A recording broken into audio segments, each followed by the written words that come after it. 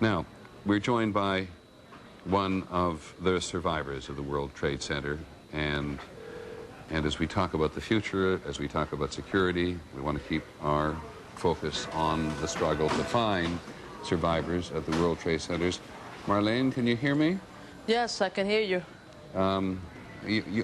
You're in a hospital bed at Bellevue, are you? Yes, that's true. Is somebody told you to hold your head up so you can talk to me? Are you uncomfortable?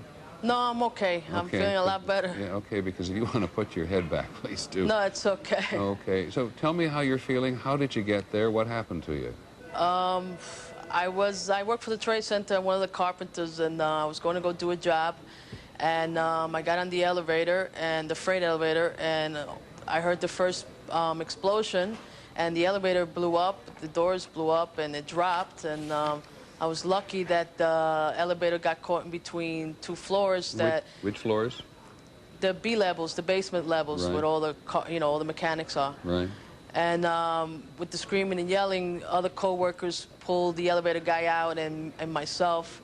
I was laying there for about 40 minutes, and my boss couldn't wait for the EMS. He went crazy. He says, "Get her out of here, get her out of here." And he was able to get me out through Barkley Street to the parking lot, and I want to thank him for saving me, because if I would have stood down there, I wouldn't have been here today. At what point did you actually get out of the building?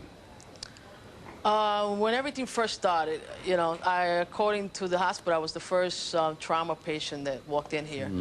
So I was lucky to be one of the first, but after the first explosion, I was laying on the floor about 40 minutes. And how well do you know that subterranean part of the World Trade Center? Well, I worked for the building for 15 years. I think I know it from the back of my hand.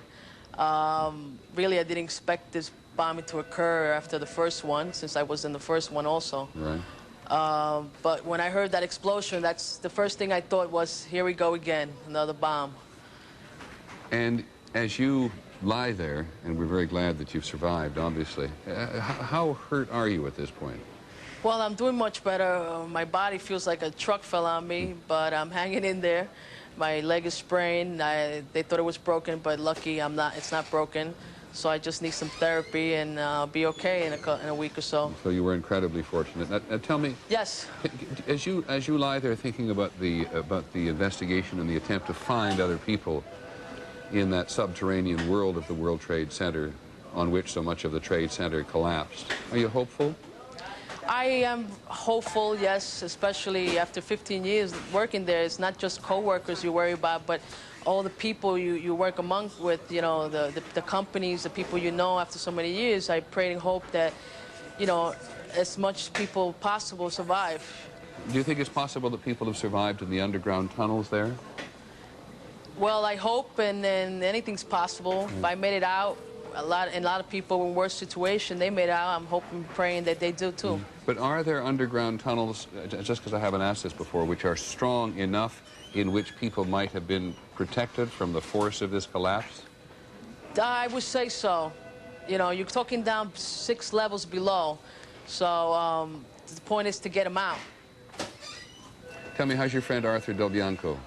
He's doing great. I was very emotional when I saw him. I'm happy to see him. You know, like I said, when I first got hurt, he was still fine. When I saw him, he was looking for other people because we heard the screams, and he was going around doors trying to break them through to see who he found. And just to see him that he got hurt, but not as severe, and happy to see he's okay.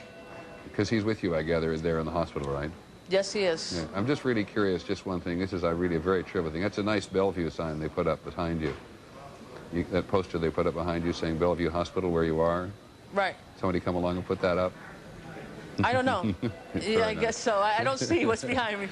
There's a Bellevue Hospital sign. Well, we're very glad to hear from you, Marlene, and thank you very much. You've been in touch with your family and your friends? Yes, everybody knows I'm okay. I've gotten phone calls from everybody. The hospital's been great.